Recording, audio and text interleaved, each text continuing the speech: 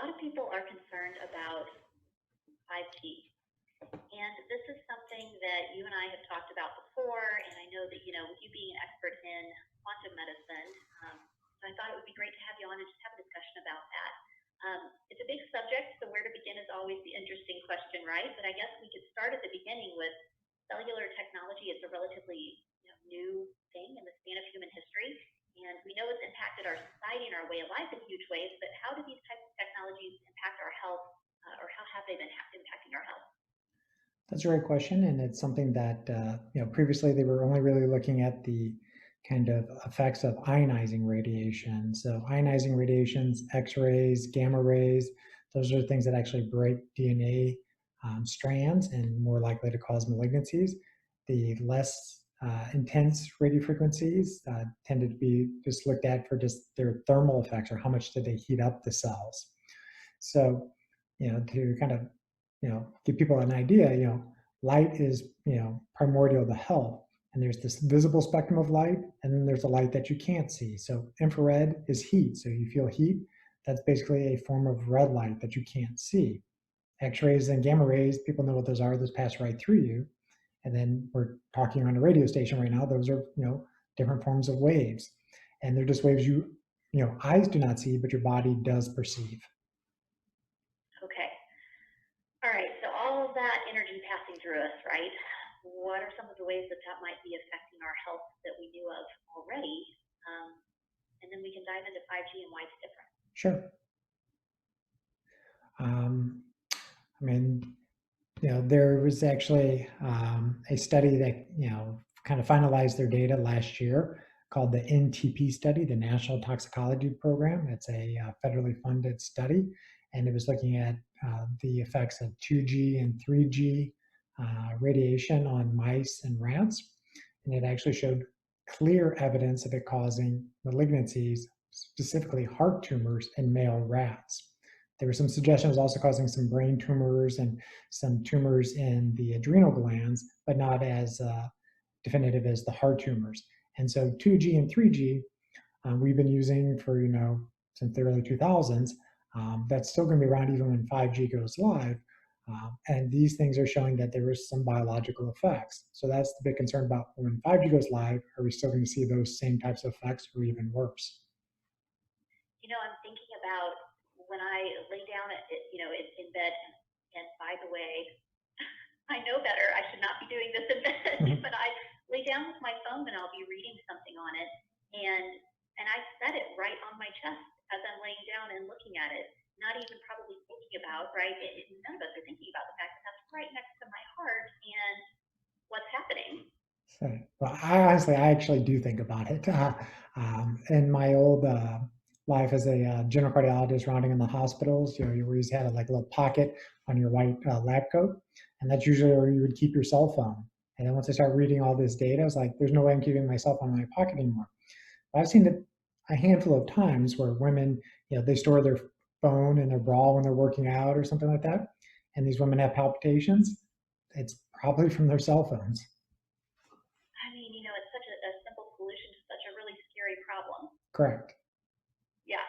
Okay. So, and when you talk about heart cancer, heart malignancies, how common is that outside of this issue? Extremely rare.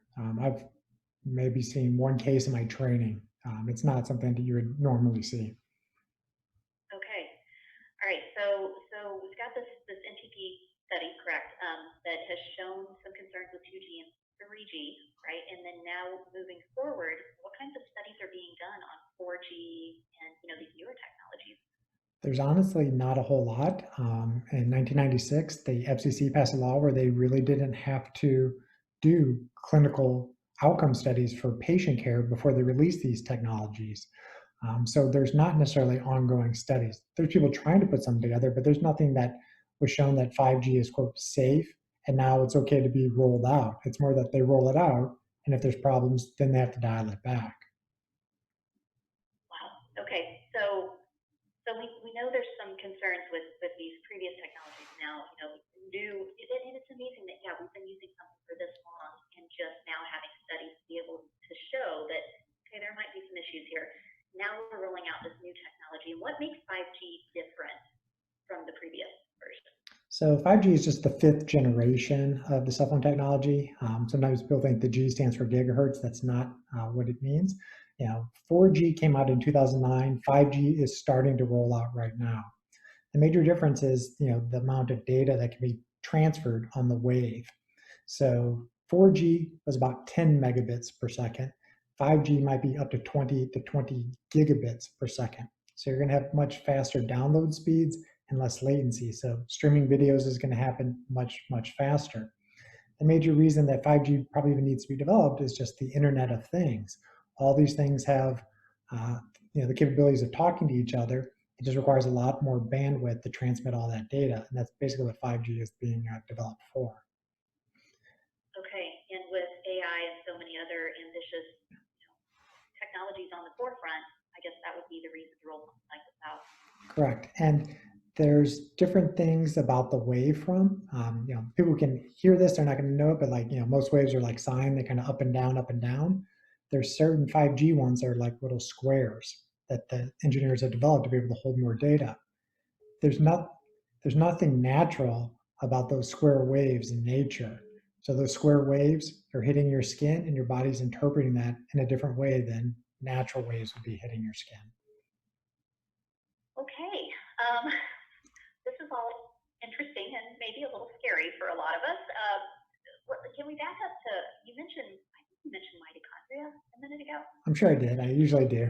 You usually do. For people who are new to this, talk a little bit about mitochondrial health and why that matters. Sure. So the mitochondria are the things inside your cells that make energy. The three major places that the mitochondria are, your brain, your heart, and somewhat your immune system, skeletal system. But 1/3 of your heart by weight is mitochondria. The mitochondria are like sensors for the environment. They're sensing all these different light frequencies. And the Earth has its own natural frequency, the Schumann resonance. It's 7.83 hertz. So basically 7 cycles in 1 second. The mitochondria know what to do with that. That's actually what the alpha wave in your brain is that 7.83 hertz. The cell phone signals are in the gigahertz, billions of times a second. These waves are oscillating. And so the mitochondria are getting bombarded with these high frequencies, and that just disrupts the way the mitochondria make energy. Okay, so of course, if the energy production is disrupted, the ultimate potential results are? Well, it depends where the mitochondria fail, but if it's in your brain, you potentially get a neurologic issue, Alzheimer's, Parkinson's. In your heart, you get a cardiomyopathy, a weak heart, you get, blockages in your heart arteries, coronary disease. In your immune system, you get an autoimmune condition. So wherever the mitochondria break is where you get your health problems. So we've seen these technologies emerging over the last, say, 20 plus years. Really, I don't know when was the first cell phone, but so over the last few decades, and we've concurrently seen the rise in a multitude of diseases, probably from, it's probably multifactorial, right? Sure. But reasonable to suspect that this is really actually a much bigger issue than people have given it credit to be. I would definitely agree with that assessment. Is that there's just a huge upsurge in diabetes and autoimmune conditions over the past 20 years, and it can't be all accounted by just that the diet changed that dramatically. People were still eating junk food 20 years ago. The only thing that's significantly changed the past 20 years is our relationship to our technologies. And in big, big ways. Okay, so clearly a lot of concerns around technology, and it's not just the wavelengths, right? But we talked about blue light and just light spectrums in general quite a bit on previous visits to the show, and thank you so much for being such an amazing guest on Get Real to Heal. For anyone that's listening and wants to go back and check out Dr. Twyman on some of his past episodes, he's shared some amazing information on here. You can go to soundcloud.com/getrealtoheal anytime and check that out. But touch on that a little bit just for people that, it's not just the wavelength, it's more than that. Sure. So just for those that haven't listened to the previous ones, my big, kind of aha moment was, in 2017, I was doing some flying over to Thailand. It's a long flight. I want to try to figure out how to improve the jet lag mitigation, and came upon that if you wore these funny colored glasses, maybe the jet lag wouldn't be that bad. And it's mainly that blue spectrum of light that was affecting the jet lag. That blue light in the sun is fine, but the blue light from the technology, what we're communicating over right now, affects a certain receptor in the eye. It's called the melanopsin receptor. You also have that on your skin. The melanopsin receptor sees blue light, certain signals get sent to the body that, hey, it's daytime. If you're getting exposed to blue light after the sun sets, your body still thinks it's daytime and you make hormones inappropriately. You'll have high cortisol levels, low melatonin levels. Melatonin is a hormone that basically initiates sleep, but it's the hormone that basically lets the mitochondria start repairing themselves. So blue light is just one wavelength of light. It has a certain energy, but that energy can disrupt melatonin. 5G has a lot more energy, so if blue light can do it, 5G is for sure going to affect the way your body affects melatonin. Okay, so it's also affecting our mitochondrial health, or melatonin. It's affecting a lot of things here. It's starting to really add up for me. All right, so one of the things that I'm seeing pop up on Facebook, because now all of a sudden, with coronavirus and the pandemic, everything that's going on, everybody's looking for conspiracy theories and what's going on, and what do we? I've seen some things like that it robs our mitochondria, robs our cells of hydration. This technology, I've seen several other things. You've probably seen a few of them as well. Like, what are some of the misnomers, the myths, or is there some truth to some of these things that we're seeing? It's a great question, and people want to have answers, but it's more nuanced in that 5G is not the cause of COVID-19. Now, does it contribute to people's immune systems and their ability to fight off the virus if they're infected?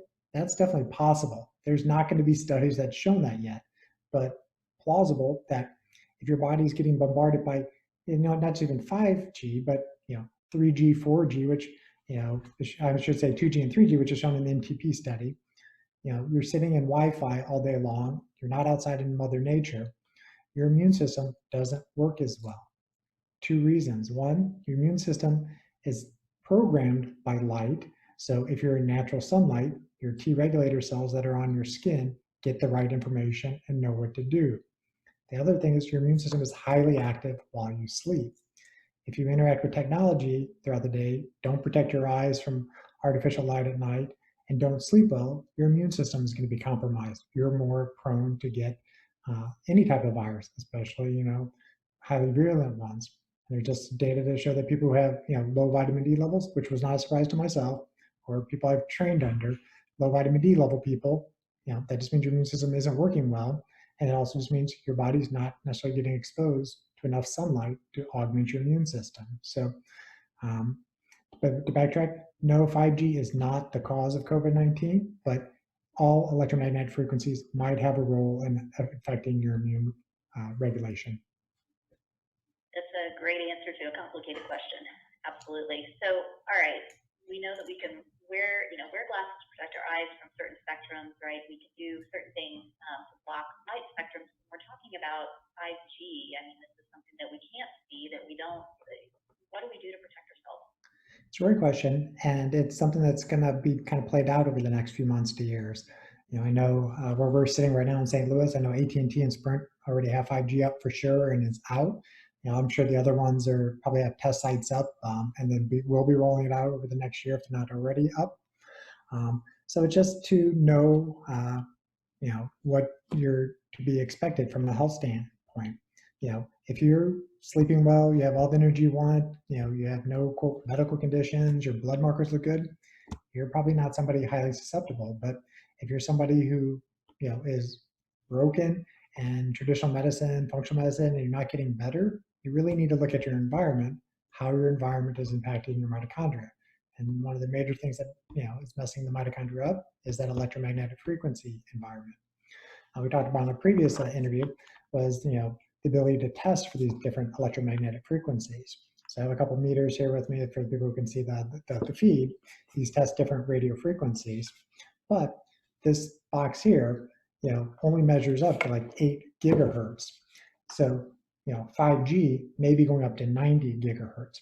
There are no commercially available meters available for the general public to buy to test, are they in a 5G environment? So without a meter, you don't know if you're in a 5G environment unless you kind of, take the cell phone company's word for it and look at their maps where the 5G maps are overlaying where you're at.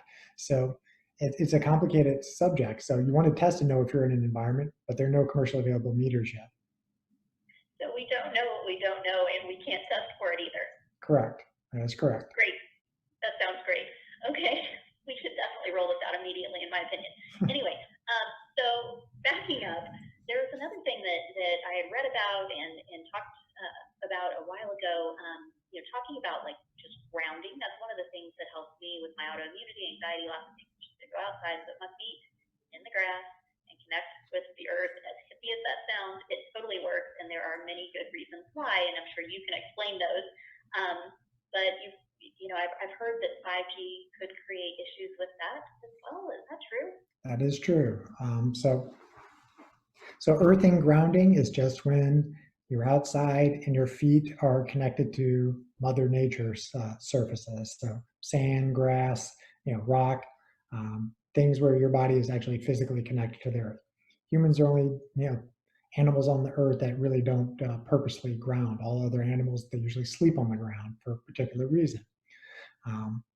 To get not too complicated, but the electrons that make energy flow in the mitochondria, you can get electrons from the foods that you eat, but you can also get it from standing on the ground. Those negative electrons in the earth will come up through your feet and essentially charge up your mitochondria.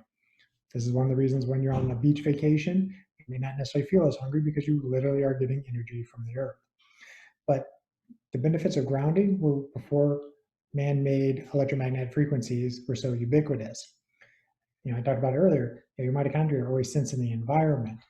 They can sense that Schumann frequency, but if you put in all these 2G, 3G, 4G, 5G, the body has a much harder time sensing the natural environment. And then the other problem with 5G, it can do something called jump conduction. So it can jump from a different metallic surface to buried wires that you might be standing under. Don't know if you're standing over it, and not necessarily you're going to get electrocuted, but you're not going to get the benefit, and it may actually be like your body's in a microwave instead of you getting the natural healing frequencies that you're expecting. Not exciting to hear, I'm sure. I can look. I'm picturing the scene from Indiana Jones where like the Ark comes alive and like everybody. Nothing good is happening in my brain right now about this. Okay.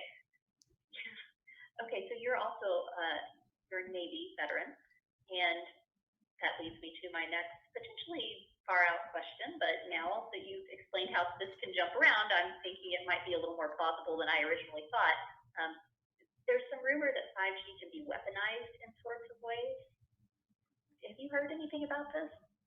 Not in particular that the 5G itself, but the whole spectrum of electromagnetic frequencies. I mean, they have certain sonic wave weapons and such, and basically they use microwave technology to disperse crowds. They're less than lethal weapons.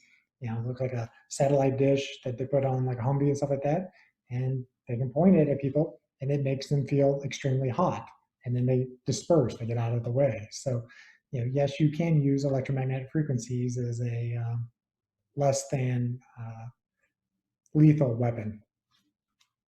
Okay, all right, and definitely less than savory intentions. Okay, interesting. All right, so really, again, going back to we don't know what we don't know how how to test for it. And now there are these potentially interesting and somewhat scary things. So there are some interesting biohackers that you follow, some really brilliant brains that are doing some pretty extreme things to protect themselves from 5G, as far as I've heard. And that's the kind of the $1 million question is what you can do. Short of moving from a city that has 5G, it really depends on your own personal context. So the sicker you are, the more you're going to need to do. The more you've got to consider getting out of your local environment. Maybe your physical house is the problem. Move somewhere else in your city. Or if your city is already 5G and you're not getting better, you need to move from your city where they don't have 5G. But start with the basics first. Get back to Mother Nature. Reset your circadian rhythms. Get outside in the sun. protect yourself from blue light when you're using technology. You're not going to be able to necessarily get away from 5G completely. But some of the mitigation things, water is a perfect Faraday cage. So, go out swimming. When you're in water, you're not, the millimeter waves are not penetrating the water. Um, if you were going to actually, quote, protect your house, it sort of depends on where they're rolling the 5G out at and how they're going to disperse it, because it's going to be different in each location. Some locations are going to use it from satellite and they're going to beam it down. So you'd have to protect your roof so it's not coming through your roof. Mainly want to definitely protect the place where you're sleeping, because that's where you're spending 8 hours a day recovering. So, I'm not a tin hat expert or like that, but I mean, you may consider a metal roof that would reflect, any microwave waves coming down from satellites. And more densely populated areas are not going to be able to do that way. So they're going to have repeaters, a couple of them on each block. So you're going to have to kind of know where the repeaters are or the cell towers are in your neighborhood to know how to kind of mitigate the wall that's facing them. Okay, and again, this is just case by case basis. If you've got somebody like me that has numerous autoimmune diseases and is trying to keep them under control without getting on a ton of medications, then it might be wise for me to look into things like this a little bit more versus someone who is healthy and really not feeling the same kinds of issues. Correct, and it's not a perfect metric, but if you're not doing well where you're at, go somewhere south. One of places that generally is healthier for most people is near the Cancun, Playa del Carmen region. 5G is apparently starting to roll out in parts of that area, but you have a lot of great sun. You can still earth and ground for now there. And there's some other, reasons we can get into later if people are interested. But, if you go down there for a week, 10 days, and you feel a lot better, and then you come back to St. Louis or wherever you're from and you feel worse, look at what's going on in your environment. We have one more question on Facebook that I wanted to get to. We're getting close on time, just a couple minutes left. But short answer on, does this affect disproportionately like seniors and kids versus people in the middle of the age range? That's a great question. I don't know the exact percentages, but if you look at it in all comers, it's going to affect the people who have the weaker mitochondria. So by average, your mitochondria, they get weaker by about 10% every decade of life. So this is why chronic diseases tend to hit 50, 60, 70-year-olds, because the mitochondria start breaking by that point. But if somebody starts breaking earlier in their 20s and 30s, or maybe their mom was very sick, you inherit your mitochondria from your mom, so that's your starting block. You're exposed to all these different EMFs, everything else in your environment, and then you start breaking when you're 20, 30. Well, it's sort of, the litmus test is how healthy was your mom and how healthy was your mom's mom. If they're very healthy, they're probably a good starting block. But if those two people were sick, you need to kind of red flag, you might be more at risk. That's great advice and good information. Thank you so much for joining me on the show today, Dr. Michael Twyman. How can people reach out to you or find you online? Thank you for having me. It's great as always to interact and talk about interesting topics. But I'm the founder of Apollo Cardiology. I practice heart attack and stroke prevention here in Clayton, Missouri. I'm very active online, mainly on Instagram and Facebook. It's Dr. Twyman, Twyman is how I spell my name. I'm pretty active there. So if you want to send me a direct message, I'm happy to interact with you guys. Awesome. Thanks again. Thank you for listening to Get Real to Heal on KWRH 90.